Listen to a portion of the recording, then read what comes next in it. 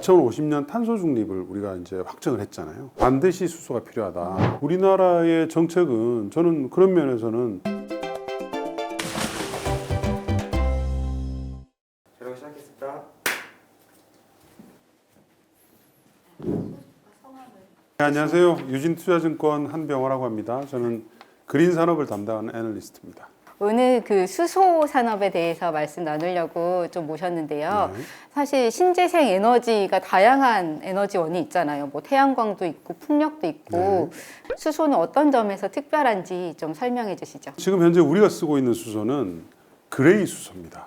천연가스에서 계지를 해서 쓴다든가 또는 이제 철강이라든지 화학 공장에서 제조 공정에서 발생하는 부생 수소 이런 것들로 이제 쓰고 있어요, 인류가. 근데 수소 시대의 개막에서 얘기하는 수소는 그린 수소입니다. 그린 수소 시대가 반드시 필요한 것은 인류가 확정한 탄소 중립, 2050년 탄소 중립을 우리가 이제 확정을 했잖아요. 그것 때문에 그린 수소가 반드시 필요한 에너지원이 됐습니다. 예를 들면 이런 거죠. 철강, 화학 이런 부분들은 탄소 중립으로 가기가 너무 힘든 영역들이에요. 비행기라든지 배라든지 또 마찬가지로 탄소 중립을 어떻게 달성해야 되지? 배터리로 하기엔 너무 무거워지고, 그다음에 철강 같은 케이스는 주로 고로업 회사들 있잖아요. 포스코라든지 현대제철이라든지 이런 회사들이 탄소를 가장 많이 배출하는 산업 중에 하나예요. 철광석을 녹일 때 석탄을 넣거든요. 그래서 이거를 대체할 수 있는 에너지원을 찾지 않으면 탄소 중립에 도달할 수가 없게 되는 겁니다. 그래서 그 역할을 하는 것이 수소 에너지입니다. 탄소 중립 시대의 완성을 위해서 수소가 전체 에너지원의 10%냐 아니면 20%냐 요 정도의 논쟁을 두고만 있습니다. 반드시 수소가 필요하다. 근데 글로벌 전체 에너지 사용량의 10%만 한다 하더라도 이게 연간 시장 규모가 조 달러예요. 2조냐 4조냐 5조냐 이 정도로 얘기할 정도니까 어마어마한 시장이 이제 열리는 거고요. 두 번째 이유는 탄소 중립으로 가는 길은 전력 있잖아요. 우리가 사용하는 전력이 한 80에서 90%가 재생에너지로 바뀝니다. 현재 전 세계의 전력에서 차지하는 재생에너지 비중은 10% 정도밖에 안 돼요. 근데 이게 계속 빠른 속도로 올라가서 2040년에서 45년 정도 되면 한 80% 가까이 근접할 것 같거든요. 근데 이제 이렇게 되면 뭐가 문제가 생기냐면 재생에너지는 사실은 변동성이 많은 에너지원이잖아요. 바람이 많이 불 때 또는 빛이 세게 쬐 때는 많이 만들어지는데 또 없을 때는 덜 만들어지니까 저장 수단이 필요하죠. 지금은 우리가 이제 이 저장하는 수단이 ESS입니다. 에너지 저장 장치. 근데 요거는 주기가 짧아요. 요즘은 이 장주기 아주 긴 시간을 저장하고 방출하고 하는 이런 이제 저장 수단이 필요한데 요게 이제 수소로 저희가 가능하게 됩니다. 풍력 태양광으로 만들어진 전력을 가지고 물을 분해하면 이제 수소가 나오잖아요. 그래서 그 만들어진 수소로 다양한 산업에 쓸 수가 있는 거죠. 그러니까 이러면 이제 완벽한 사이클이 갖춰지고요. 재생에너지 비중이 굉장히 높은 국가들, 독일, 영국 같은 이런 케이스들은 재생에너지가 너무 많이 남아 돌아서 그냥 버리는 케이스들이 많아요. 유럽의 재생에너지 비중이 30% 중반 정도밖에 안 되니까 이게 목표하는 대로 80%, 90% 가게 되면 훨씬 더 많은 재생에너지를 버려야 되잖아요. 산업의 탄소 중립, 그리고 남아도는 재생에너지를 어떻게 처리할 것인가, 전력망을 또 보호하는 차원에서 그런 차원에서 이제 수소는 꼭 필요한 에너지원이 되었습니다. 그린 수소라는 게 너무 궁극의 친환경 에너지라는 말을 할 정도로 친환경적인 거는 알겠는데 너무 비싸잖아요. 발전 단가가 너무 높다면서요. 근데 그거는 맞습니다. 어떻게 해결해야 하는 건가요? 그거는 우리가 이미 여러 번 경험을 했죠. 예를 들면 재생에너지만 하더라도 10년경만 하더라도 태양광의 발전 단가가 지금보다 10배 비쌌습니다. 근데 계속 각국 정부들이 보조금을 주면서 대량 생산 체제를 만들게 하고 하다 보니까 기술의 발전이 또 있고요. 지금은 다른 에너지원보다 더 쌉니다. 석탄, 천연가스 원전보다도 미국의 발전 단가, 우리가 LCOE라고 하거든요. 그걸 보면 태양광 풍력이 제일 싸요. 결과적으로는 정책의 드라이브를 걸어서 R&D에 돈을 많이 넣어주고 기술 발전을 시키고 대량 생산 체제로 갖추게 하면 당연히 이제 그린 수소의 단가도 떨어집니다. 제가 이제 수소 시대가 이제 왔다고 하는 이유가 미국의 IRA 있잖아요. 그다음에 유럽의 러시아 의존도를 탈피하기 위한 리파워 EU죠. 거기 안에도 수소의 생산과 또는 수소를 생산하는 설비를 짓는 데 대한 대규모 투자들이 들어가 있습니다. 그린 수소의 가격도 원래는 사실은 2030년 정도를 봤었거든요. 근데 이게 훨씬 더 앞당겨질 것 같아요. 그린 수소와 지금 현재 우리가 쓰고 있는 그레이 수소의 가격이 비슷해지는 시점이 아마 2025년에서 한 6, 7년 사이 몇 년 정도 앞당겨질 것 같습니다. 수소는 이제 생산하는 비용도 약간의 걸림돌이었지만은 운송하는 게 또 큰 이슈였잖아요. 예를 들어 기체 같으면은 탄소 섬유로 만든 압력 탱크가 필요하고 액체로 만들려면은 또 초저온으로 냉각을 해야 하고 그런 게 있는데 그런 쪽은 어떻게 극복할까요? 요즘 이제 미국도 그렇고 유럽도 그렇고 이런 수소의 생산과 이송, 유통 인프라에 대해서 투자가 굉장히 많이 있습니다. EU 같은 케이스는 천연가스 파이프라인을 다 수소 전용 파이프라인으로 다 교체할 계획을 가지고 있어요. 물론 거기에는 이제 재질의 변화라든지 왜냐하면 이제 수소가 입자가 너무 작아서 금속을 파고 들어가는 특성이 있어요. 그래서 그런 것들을 좀 이제 극복하기 위한 지금 준비들이 진행이 되고 있고 일부 국가는 이미 수소 전용 파이프라인을 건설한다는 걸 발표를 했어요. 최근에 스페인, 포르투갈, 프랑스가 원래는 천연가스 파이프라인으로 얘기되고 있던 프로젝트를 수소 전용 파이프라인으로 하기로 확정 발표를 했고요. 독일도 조만간 아주 긴 수소 파이프라인을 건설하는 것을 아마 발표할 예정이고요. 네덜란드는 이미 투자를 시작을 했습니다. 아마도 제 생각에는 2030년 정도 되면 유럽의 현재 천연가스 파이프라인이 상당 부분이 수소 전용 파이프라인으로 바뀌게 될 겁니다. 미국은 수소 허브라는 것을 내년부터 이제 건설을 하게 됩니다. 그 수소 허브가 수소를 생산하고 유통할 수 있는 시스템을 갖다 놓는 거거든요. 거기에 이제 미국의 연방정부 예산이 투입이 됩니다. 우리가 이제 전기차 시대를 목도했잖아요. 전기차 시대의 초창기에 충전 인프라 없으니까 이게 되냐 뭐 이런 질문들이 많았었거든요. 근데 뭐 아시다시피 이제는 전기차 시대에 왔다는 걸 누가 부인을 하겠습니까? 근데 수소는 그보다 훨씬 더 어려워요. 생산도 해야 되고 이걸 또 유통도 해야 되고 하기 때문에 훨씬 더 천문학적인 투자가 필요한데 그래서 정부가 나서줘야 되는 거죠. 수소차 그게 내년이면 또 많이 새로 출시된다고 보고서를 보니까는 쓰셨던데 궁금한 게 이게 수소 연료 발전 같은 거는 뭐 지금도 되고 있고 더 잘 될 것 같은데 실제로 승용차가 수소 에너지원으로 해서 돌아간다? 이거는 말씀하신 그런 인프라가 구축되기에 조금 더 많이 시간이 걸리지 않을까 하는 생각도 들어서 일부에서는 승용차는 어려울 거고 아마 화물 트럭 정도 항구에서 충전을 해가지고 왔다 갔다 할 수 있는 그런 정도만 주로 될 거다라는 전망도 하던데 어떻게 보세요?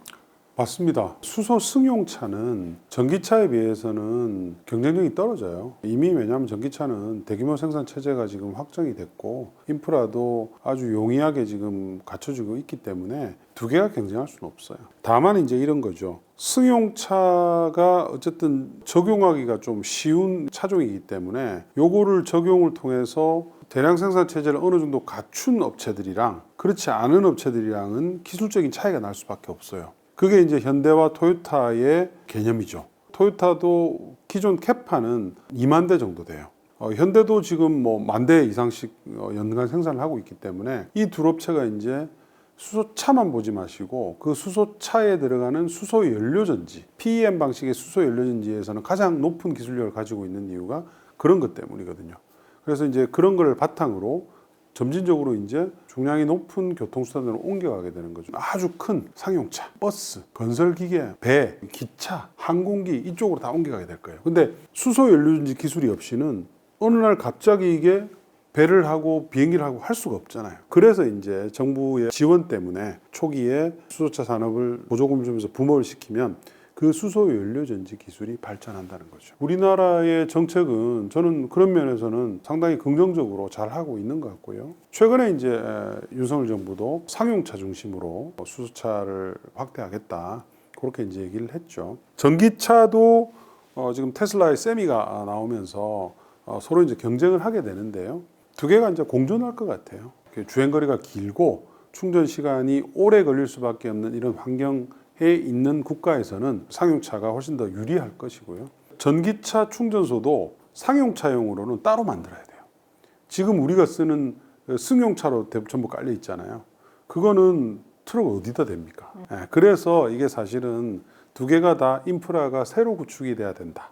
유럽은 수소차 충전소용으로는 2027년 말까지 의무화를 발표를 했어요. 주요 도로의 100km마다 무조건 수소차 충전소를 건설해야 된다. 이렇게 발표를 했기 때문에 아직은 이제 수소차 산업이 우리가 눈에 띄게끔 이렇게 확 올라오고는 있지 않지만 2020년대 중후반으로 넘어가면 갈수록 이 산업의 성장 속도가 더 빨라진다. 그렇게 보고 있고요. 최근에 이제 중국이 나서기 시작했죠. 그러니까 전기차도 가만히 보시면 사실은 뭐 테슬라가 워낙 잘했지만 중국이 전기차 시장에 진입함으로써 시장이 열렸거든요. 수소차도 똑같아요. 최근에 이제 중국의 수소 상용차 생산이 이제 시작이 됐습니다. 물론 뭐 지금 월 뭐 한 100대에서 300대 정도밖에 안 되는 수준이지만 굉장히 빠른 속도로 생산이 진행이 되고 있는 상태라서 수소차 부분도 전체 자동차 시장에 이게 이제 몇 %냐 요 정도만 남아 있다고 보시면 돼요. 근데 물론 크진 않아요. 예를 들어서 5%만 된다 하더라도 엄청난 시장이에요. 왜냐하면 글로벌 자동차 시장이 연간 3천조 시장이거든요.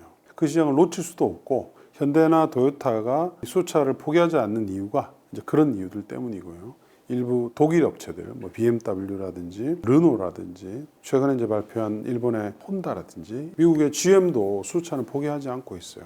그래도 그 중에서는 기술력 면에서는 도요타와 현대차가 그래도 제일 당연히 탑이다라고 그렇죠. 하시군요. 정부에서 특히 우리 정부가 굉장히 많은 보조금을 지급을 하고 있죠. 연간 어쨌든 10,000대 가까운 차를 팔리게끔 이렇게 보조금이 작동을 하고 있고 그러면서 이제 우리는 수소 연료 전지를 대량 생산 체제화를 한 거죠.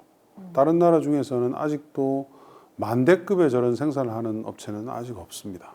아마 중국 업체들부터 먼저 나오게 될 거예요. 현재 추세면 한 3, 4년 정도 지나면 우리보다도 더 많은 수소차를 생산할 가능성이 아주 높습니다. 유럽은 리파워 EU가 있고 미국은 그 IRA가 네. 있고 중국도 국가 수소 네. 로드맵인가요? 하는 네. 정책들을 발표하면서 다 엄청나게 투자와 지원을 하겠다고 하고 있는데 보시기에는 좀 어디가 좀 더 앞서가고 있거나 더 빨리 진척이 될 거라고 보시는지. 원래 보세요. 속도는 항상 이런 정책 게임은 중국이 제일 빨라요. 왜냐하면 중국은 일사불란하잖아요. 정부가 딱 얘기하면 거기에 따라서 지방 정부들이 쫙 움직입니다. 지금 중국의 국가 전체의 수소 로드맵이 나오고 난 뒤에 거의 뭐 주요 지방 정부들은 수소와 관련된 산업들을 다 조 단위로 지금 투자를 하고 있어요. 그래서 뭐 우리 업체들하고도 많이 얘기를 하고 있고 최근에 이제 국내 수소 연료전지 발전 회사가 중국 이미 또 진출하기로 한 상태잖아요. 그래서 제일 빠른데 그걸 견제하기 위해서 미국이 IRA를 들고 나오면서 거기에 수소 관련 예산을 잔뜩 포함시켰고요. 유럽은 또 이제 더 급하게 됐죠. 러시아산 천연가스를 대체를 해야 되잖아요. 그걸 이제 상당 부분을 수소에 의존할 계획이기 때문에 지금은 모든 국가들의 이 수소와 관련된 예산 집행이라든지 정책들이 굉장히 빠른 속도로 강화되고 있는 그런 상태입니다. 전기차의 한 10년 전, 재생에너지의 한 20년 전의 모습이기 때문에 어떤 국가가 좀 더 발빠르게 이거를 이제 선점하느냐에 따라서 완전히 달라지죠. 그래서 수소 대전이 시작이 됐다. 이제 그렇게 판단하고 있습니다. 한국에도 말씀하신 대로 그 수소 연료 발전을 하는 회사가 있고 또 수소차 만들고 수소차 부품 만드는 회사들도 있고 뭐 소재 업체들도 있고 다양한데요. 기술이라던가 그런 면에서 유망하다고 보시는지 그리고 투자의 관점에서 보면은 좀 어떻게 봐야 한다고 보시는지. 저는 굉장히 유망하다고 보죠. 물론 이게 수소는 사실은 업스트림 생산과 유통부터 먼저 투자를 하고 이게 이제 어느 정도 마련이 되면 뒷단에 수소를 사용하는 영역, 자동차라든지 발전 이렇게 가는 게 정석이에요. 근데 이제 우리는 사실은 그렇게 하지 않았고 맨 마지막 단만 한 거예요. 그러다 보니까 이 앞부분은 좀 기술력이 비어 있습니다. 근데 이 부분도 최근에 이제 우리 대기업들이 여기 많이 뛰어들고 있어요. 근데 비어 있다 하더라도 이 앞부분에 대한 투자조차도 아직은 초기 상태이기 때문에 우리하고의 큰 격차는 없어요. 그래서 아마 이 부분도 우리 기업들이 따라잡을 가능성이 높고요. 근데 다만 수소를 만들어 놓으면 어쨌든 써야 될 거 아니에요. 맨 마지막 단에. 그게 뭐 차로 들어가든 뭐 어떤 교통으로 들어가든 또는 발전용으로 들어가든 써야 되기 때문에 맨 마지막 단도 수소 전체 산업으로 보면 최소한 한 30, 40% 정도의 시장이거든요. 굉장히 큰 시장이죠. 그 부분은 우리 업체들이 이제 제일 잘하는 거죠. 수소 연료전지 발전 그리고 뭐 수소차와 관련된 여러 가지 이제 소재 부품 기업들 이런 기업들은 우리가 제일 많은 경험을 가지고 있으니까요. 제일 잘하죠. 지금 현재와 같은 이런 위치를 우리가 지킬 수 있도록 정책적인 지원들이 계속되고 우리 기업들은 지금 뭐 해외에서 워낙 맹추격하고 있으니까 충분히 격차를 어느 정도 유지하고 전략을 잘 삼아야 되겠죠. 그런데 제가 수소 관련해가지고 기사를 쓰면은 댓글이 되게 찬반이 나뉘는데 수소야말로 진짜 미래다라는 사람들도 있는데 반면으로 아유 뭐 수소 그게 되겠어 정부가 괜히 설레발 쳐가지고 쓸데없는 짓 하는데 이런 좀 부정적인 여론도 많거든요. 그래서 좀 그렇게 보시는 분들한테 좀 마지막으로 수소 산업의 미래에 대해서 탄소 중립이 목표예요. 재생에너지가 사실은 기존의 화석연료를 다 대체하고 궁극적으로는 원전까지도 나중에 대체하게 될 겁니다. 그런 시대로 가기 위해서는 수소가 반드시 필요합니다. 엄청난 시장이 그린 수소에 관련된 시장이 열리는 거예요. 그리고 그 그린 수소를 만드는데도 또 많은 투자가 들어가고 그걸 쓰는데도 산업도 굉장히 많이 발전할 것이 틀림없기 때문에 이제 그런 논란은 사실은 좀 지난 논란이죠. 수소가 과연 필요한가 뭐 어쩌고 하는 이런 논란들은 사실은 이제 없고 과연 수소와 관련된 산업을 우리가 어떻게 잘 발전시켜서 글로벌 시장을 선점하느냐 이런 지금 이제 논란 체제로 옮겨가고 있는 거예요. 여기서 주춤하거나 잘 못하게 되면 수소 산업이 우리의 주요 산업이 될 수는 없을 수도 있습니다. 그러니까 굉장히 잘해야 되겠죠. 네.